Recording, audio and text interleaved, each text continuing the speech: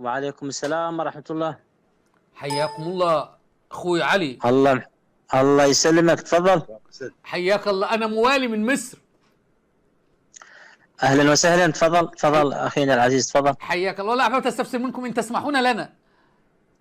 تفضل، انا بخدمتك. حياك الله. من آل البيت بايع الامام علي بعد موت النبي صلى الله عليه واله وسلم على انه امام معصوم من بني هاشم؟ من فعل ذلك من بني هاشم؟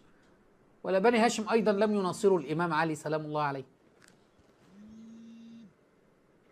اخينا العزيز، اني اولا معلوماتي ضعيفة بهذا الجانب. اعرفك انا عارف، بس انا كنت حبيت يعني افتح مع حضرتك الموضوع. الشيعة نعم الشيعة هداهم الله يعتقدون الشيعة شنو اعتقادهم؟ يعتقدون بالطعن في الصحابة وآل البيت. هم بس شاطرين في اللطم والتدبير، أستاذ علي الجبوري، في اللطم والتدبير والزحف والسب واللعن.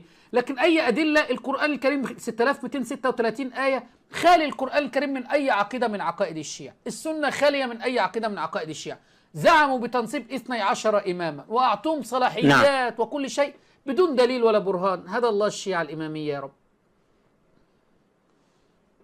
احنا معتقدنا بأنه الأئمة المعصومين عليه السلام لهم الخلافة بعد رسول الله صلى الله عليه وآله. دليلك ما في دليل لا في القرآن ولا في السنة. لا، الدليل موجود، الدليل حديث الثقلين للنبي محمد صلى الله عليه وآله. بص يا سماحة الأستاذ علي الجبوري، ولا دليل هينفع حضرتك. حديث الثقلين فين ان في 9 من ابناء الحسين. حديث العترة فين ان 9 من ابناء الحسين. آية الولاية فين امامة الائمة. آية التطهير فين امامة ولا حديث صدقني ولا دليل يثبت. ما ممكن واحد يقول لك حديث الثقلين، طب ما ابن عباس من الثقلين والشعب يطعنوا فيه. العباس من الثقلين الشعب يطعنوا فيه. عقيل اخو علي رضي الله عنهما، عقيل بن ابي طالب من الثقلين الشعب يطعنوا فيه. محمد بن الحنفية ابن الامام علي من الثقلين الشعب يطعنوا فيه.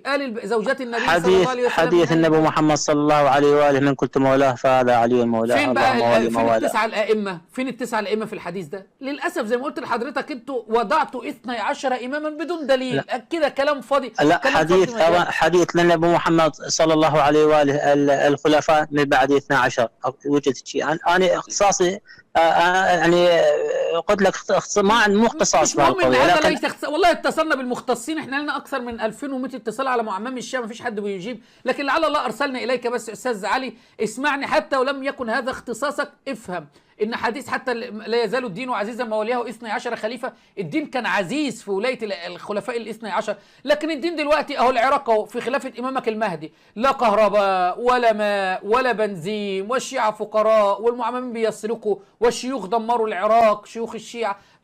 فين سمعت شيخ لا يزال الدين عزيزا ما وليه 12 خليفه؟ فالدين مش عزيز في خلافه الائمه ال 12.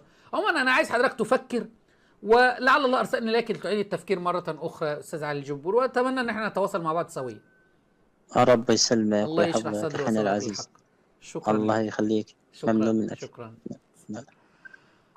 الله يهديهم يا رب. اسال الله ان يهديهم وان يشرح صدورهم الى الحق. لا يعلمون شيء لانه معتقد مخالف للقران والسنه كل دليل هيجيبه ما ينفعكش، لا حديث ولا ايه ولا اي شيء هينفعك.